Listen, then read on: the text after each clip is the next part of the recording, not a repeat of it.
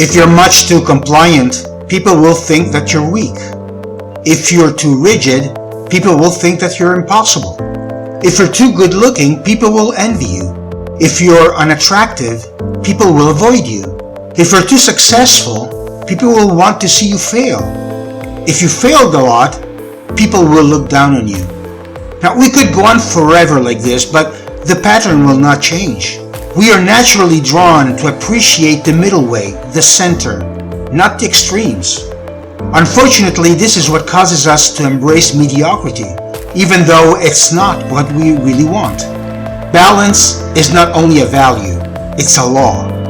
There are a myriad of forces out there, both physical and non, that hold our entire universe together.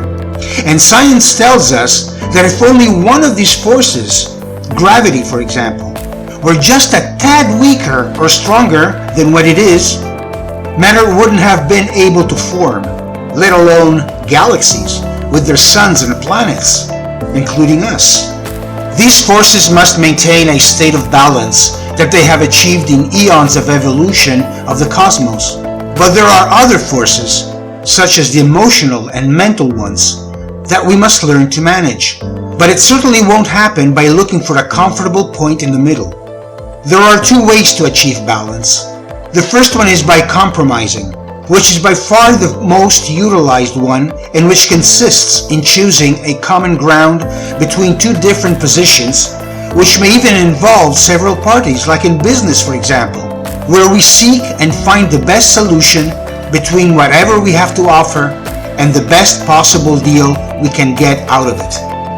The other way is synthesis, where instead of looking for a middle ground, we seek to take both or more positions and come up with a totally new one. If you're putting on weight because you're lazy and you just can't bear looking at the fatso in the mirror, you may decide to do some exercise. But not every day, say every other day, because exercising is boring. This is a compromise. If on the other hand, you are firm in wanting to get back in shape, exercising every day, but perhaps, say, going to the gym with a friend, or getting involved with a sport that you like. This is a real synthesis between two opposite terms. That is, the want on one side and the must on the other, together as something new, not a bit of one and a bit of the other that takes nowhere.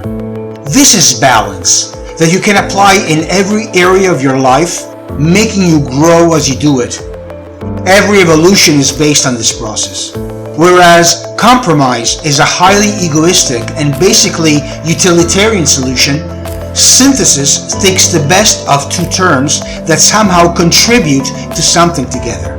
We are the synthesis of our parents, not only genetically, but even behaviorally and cognitively. Nature, in its multifaceted manifestations, is the synthesis of powerful destructive forces and equally powerful regenerating forces. And it's from this conflict that something new and stronger arises, benefiting those that are involved in this clash. Our ego always seeks a compromise.